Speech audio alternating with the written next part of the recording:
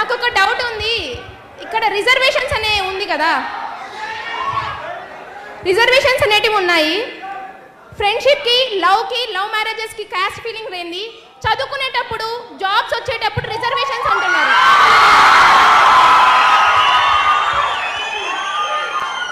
ఈ క్వశ్చన్ నేను ఒక్కటి క్వశ్చన్ చేస్తుంది, ఒకరిని మాత్రమే కాదు, ఇక్కడ ఉన్న ప్రతి స్టూడెంట్ని నేను క్వశ్చన్ చేస్తున్నాను.